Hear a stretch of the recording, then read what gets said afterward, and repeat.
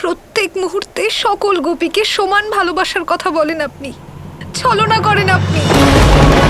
আপনি চান যে সবাই আপনার সাথে থাকবে, কিন্তু আপনি শুধু রাধার সাথে থাকবেন। অসম্ভব। আমি আপনাকে অভিশাপ দিচ্ছি, যদি আপনি আমাকে আপন করে নিতে না পারেন তাহলে আমার মন কখনো শান্ত হতে পারবে না। আর এর কারণ হলেন আপনি। আপনি কখনো বলতে পারবেন না যে আপনি সকল গোপীগণকে সমান ভালোবেসেছেন,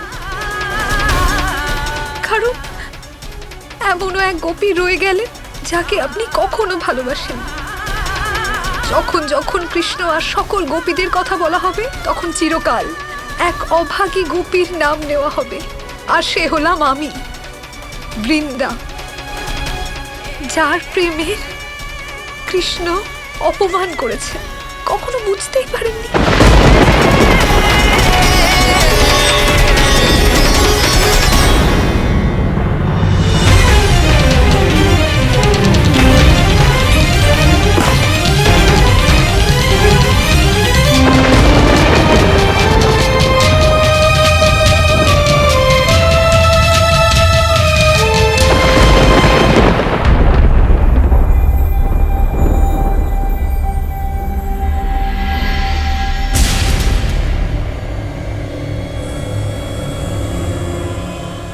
কথা দিলাম, আজকের পর যখনই কৃষ্ণ আর তার গোপিনীদের কথা বলা হবে, একজন গোপিনীও প্রেমের অভাব বোধ করবেন না। তুমিও করবে না, বৃন্দা।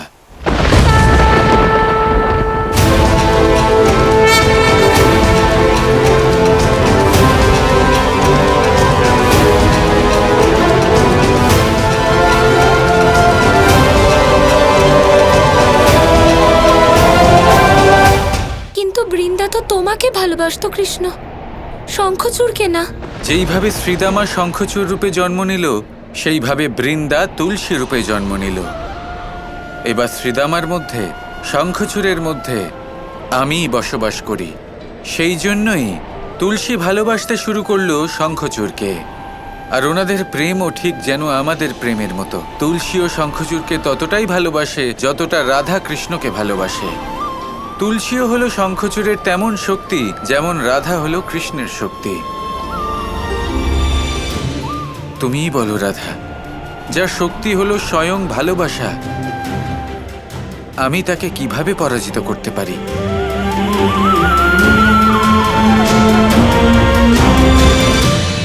আমার অভিশাপ অর্ধেক তুমি ভোগ করলে।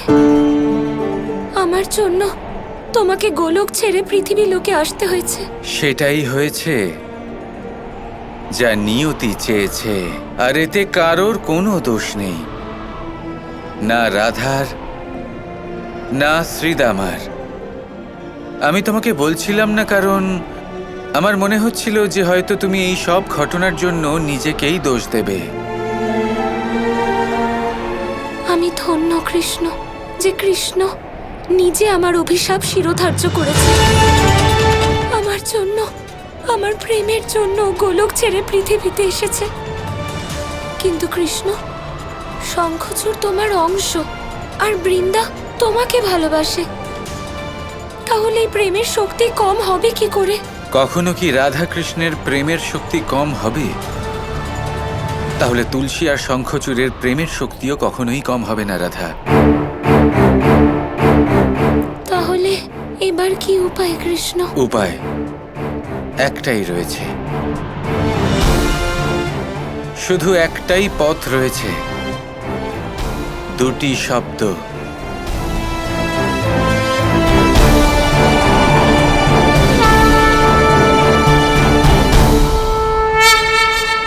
রাধা রাধা।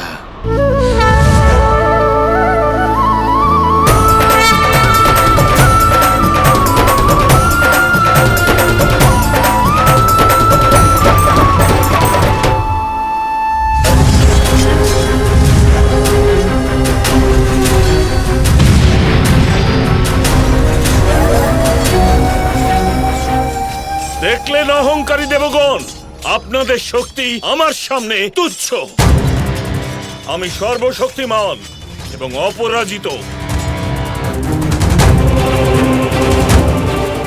হে স্বামী, হে স্বামী, হে স্বামী, হে স্বামী।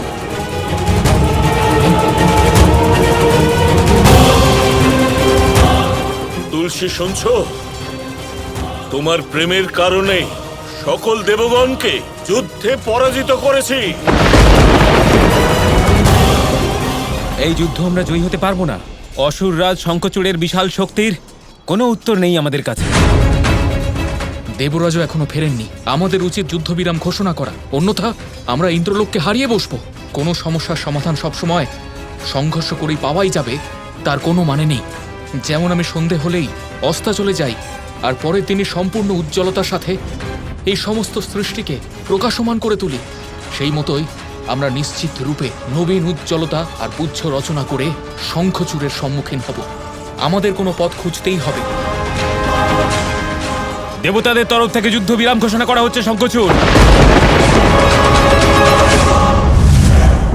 দেবতারা যুদ্ধক্ষেত্র থেকে চলে যাবার সিদ্ধান্ত নিয়েছেন। এর অর্থ এটাই যে আমাদের বিজয় হয়েছে। অসুররাজ শঙ্খচূড়ের জয়! অসুররাজ শঙ্খচূড়ের জয়! অসুররাজ শঙ্খচূড়ের জয়!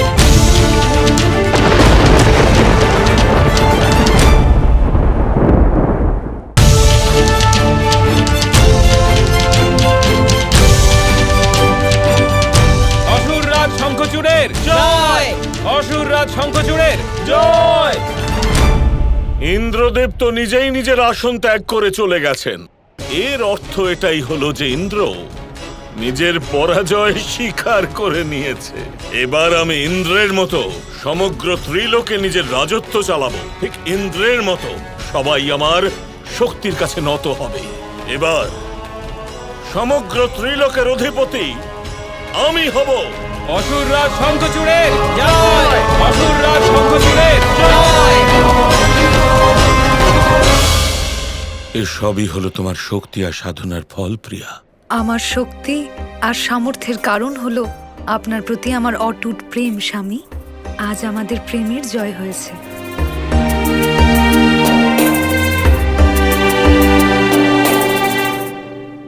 সূর্যদেব, এবার আপনি বলুন, এরপরে আমাদের যুদ্ধনীতি কি হবে? আমাদের যুদ্ধনীতি তো জানি না, কিন্তু একের পর এক অন্য লোক দখল করে নেওয়া হলো শঙ্খচূড়ের যুদ্ধনীতি। ওকে আটকানোর জন্য আমাদের সবাইকে কোনো যুক্তি ভাবতে হবে। আমাদের সবার গিয়ে শ্রীকৃষ্ণের কাছে সাহায্য চাওয়া উচিত। দেবরাজ ইন্দ্র, মহাদেব আর শ্রীকৃষ্ণ দুজনের কাছেই গিয়েছিলেন সাহায্য চাইতে। সাহায্য করুন মহাদেব, আমি এইবার কোনোভাবেই আপনাদের সাহায্য করতে পারবো না। সত্যি আমি আপনাকে কোনো সাহায্য করতে পারবো না দেবরাজ। কিন্তু দুজনের কেউই আমাদের সাহায্য করতে প্রস্তুত নন। আমার মনে হয় আমাদের সবার একসাথে শ্রীকৃষ্ণের থেকে আবার সাহায্য চাওয়া উচিত। আমরা সবাই মিলে যদি ওনার থেকে সাহায্য চাই, তাহলে উনি আমাদের সাহায্য করতে পারেন। আমার পূর্ণ বিশ্বাস যে শ্রীকৃষ্ণের কাছে এই শঙ্খচূড়ের কোনো না কোনো উপায় অবশ্যই থাকবে।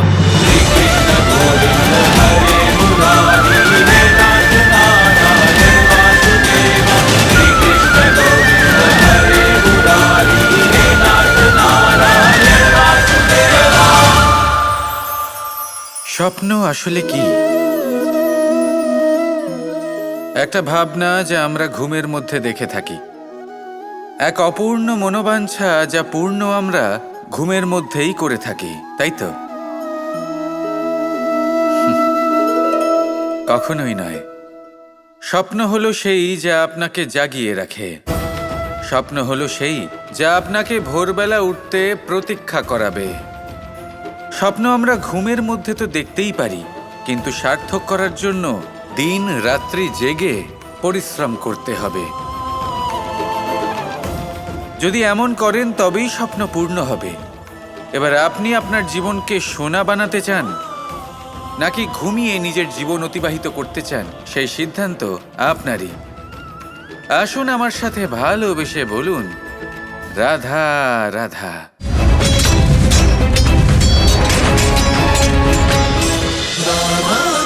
Krishna Krishna Krishna Krishna